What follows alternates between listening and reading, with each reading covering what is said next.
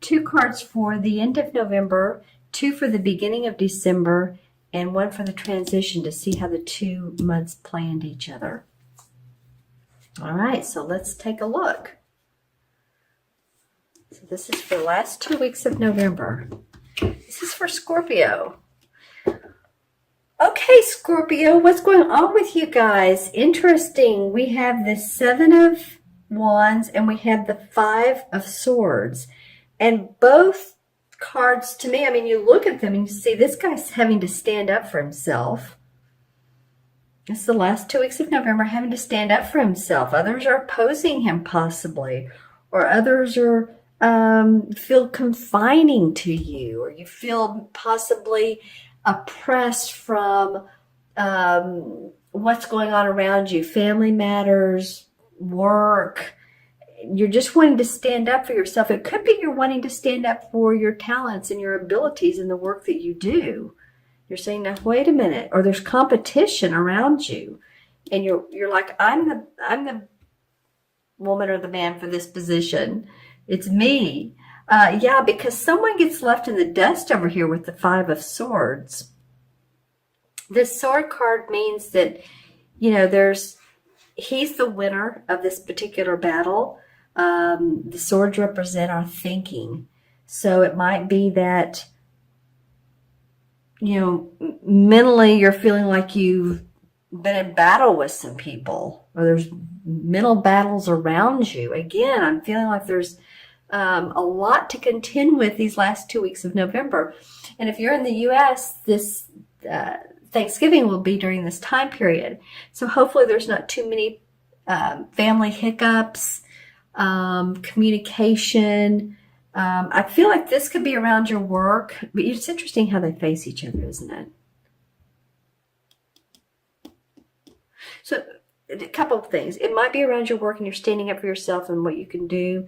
And just others are saying, okay, he, you're the winner. It could be this also could be sports or competition, or in any form or fashion of the word, competition. If you play tennis, or are you, if I can get my words out, or if you are, on a bowling team, let's just say, but it can also mean literally feeling superior to others as well. There's some definite competition and feeling like, you know, I need to take care of myself type of feeling. And possibly your family, what's going on around you.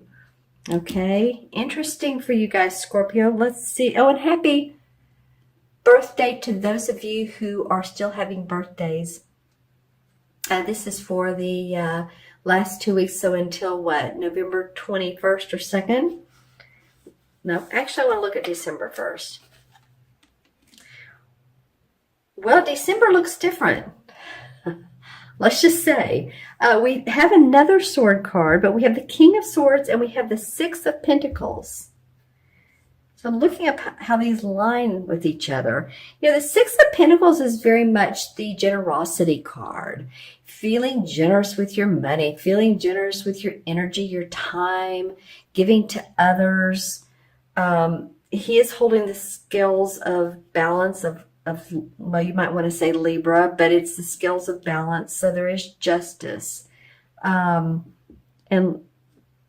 letting his coins fall to people that need. It can be that sometimes, you're in a giving mode and you're seeing someone by the side of the road that's asking for a handout, and you just feel like, you know what, I feel grateful for what I do have, and I'm generous today, and here's a couple coins or whatever you give. If you're this person, I got a sense of someone feeling sorry for another. I don't know if someone has empathy for you and they want to support you, and I don't mean just with their money, but they just want to support you as a person because you are who you are. And sometimes I think you don't express what you need sometimes, Scorpio. I think sometimes you do. Yeah, because here's the King of Swords, which has to do with, analytical decisions made. But I want to go back to that. And I think sometimes you don't. But you are a water sign for sure. But you are, as a water sign,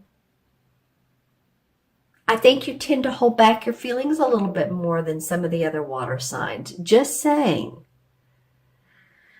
I don't know why that's coming to, maybe it's just a factoid about, Scorpio, but I'm just saying you guys are so intuitive. But I feel like, Cancer expresses their emotion and Pisces expresses themselves. All three of you signs are intuitive, but they tend to do that. So, maybe needing to express yourself. This King of Swords, this would be an air sign, Libra, Gemini, Aquarius, Sun, Moon, or Rising. It could be a man or woman. And when I look at this king, I also got the feeling of balance and justice, and then here it is here. So there's something that's going to play out. Maybe this has been these issues here are going to play out and turn out better than expected. It could be. And there's fairness in that. Let's see what else do these cards denote. This, of course, is Pentacles. That could be about your money. It could also be about your health, taking care of your health. Maybe someone gives you some friendly advice of a chiropractor to go to, or, it can be about that. And this guy is, he's been the type of person in life who's a professor. He's very analytical. He's very, thinks a lot. And he's about justice. Professor, he can be a doctor, someone who's logical oriented. So let me know who this person is. They may just be there as a partner, as a father, as a mentor, as a friend. Let's see what the transition card is for Scorpio. The Page of Swords. Not like you didn't have, plenty of swords here. So now we have three. We have the King, the Page, and the 5. Well, it's interesting, the transition cards, this Page of Swords, he just kind of cuts through the BS. He just really does. He's a young dude. And the pages bring news, or they're there to make things happen swiftly. This can represent a child, children, your own children, your grandchildren, friends' children. So maybe there's an air sign child in your life and you're, having issues with. But it can also represent with this little bit of, and I don't even want to say turbulence, but something going on up here that's requiring your action or your thoughts, your suggestions, your input. I feel like you just want to cut through the BS. This could represent an air sign, like I said. So in doing so, it's like, okay, let's get to the point. Let's be generous. Let's be calm and analytical about things. Come on, people. Let's just settle down and let's just take a deep breath. And then we can reason out what needs to be done, what needs to be worked out. I have the feeling to pull one more card. I looked over at my crystal. I thought, well, my crystal would normally come next, right? I will look into this one for a chakra color, and then into my larger one for additional messages. But I have the need to pull one more card. I want to do that. And it wants to be this top one. The Queen of Wands. Okay, interesting. And the King of Swords. Well, we have, what's funny is we have the sword here guy that feels like he's, had to be in battle. But then we have the King of Swords and stuff like, calm down a little, calm down. And then we have this having to stand up for yourself. And then we have this Queen. The court cards resonate the essence of mastery, especially the King, but the Queen also has this essence. So it might be that, you'll feel your how to work things out creatively and analytically. Okay.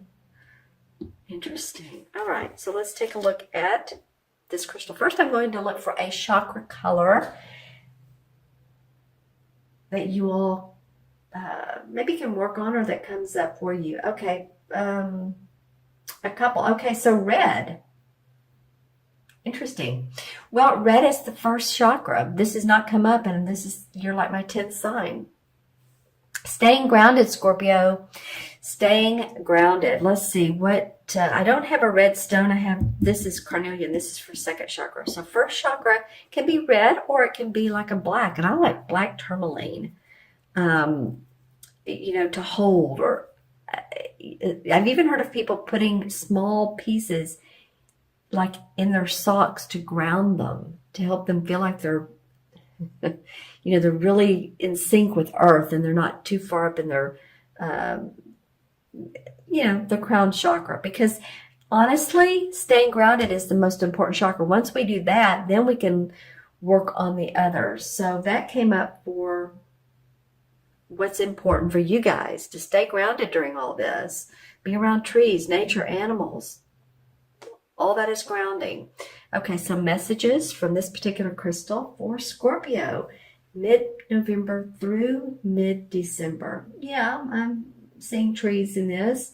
So that would make sense. Let's see what else comes up. I'm trying to figure out what this particular... some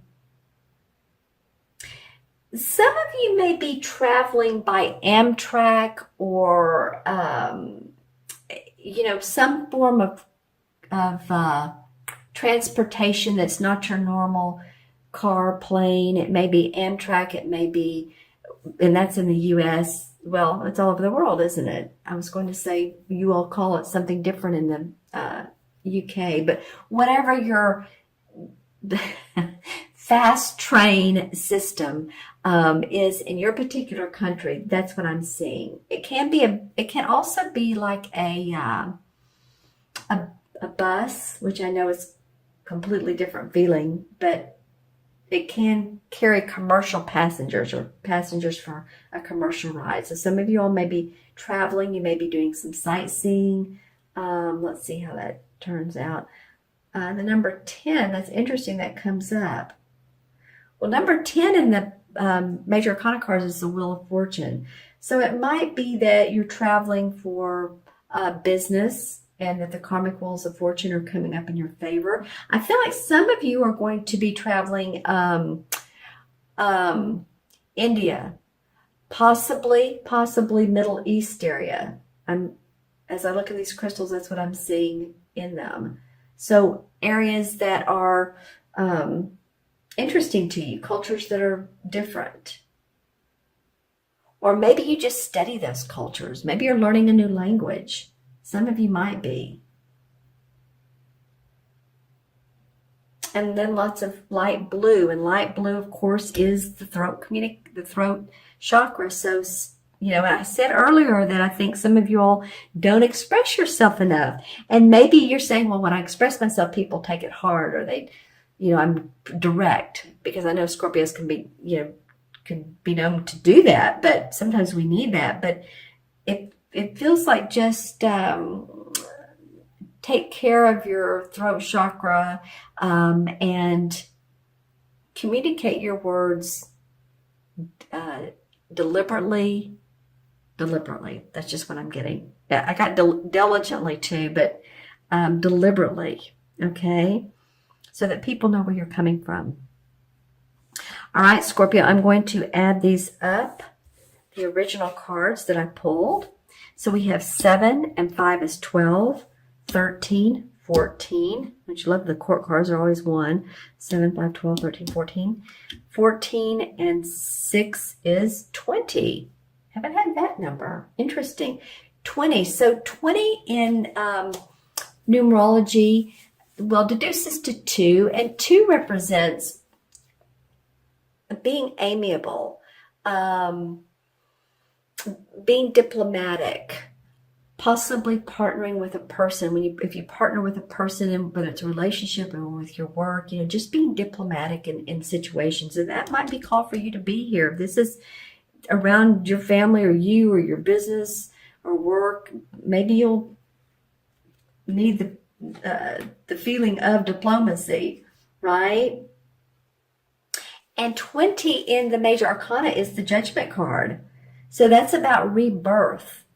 Feeling like, there's newness coming into your life. Even if it doesn't look that way, that, you're feeling like, oh, let's just do things differently. It's kind of like a progress report, the Judgment card. If you think about it, and if my cards were, I kind of want to show it to you. Let me see if I can find it real quick, or not. But if you think about the Judgment card, there's an angel above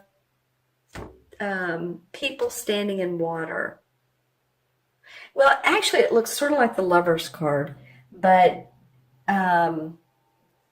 there's new people standing in water, and there's an angel blowing her horn.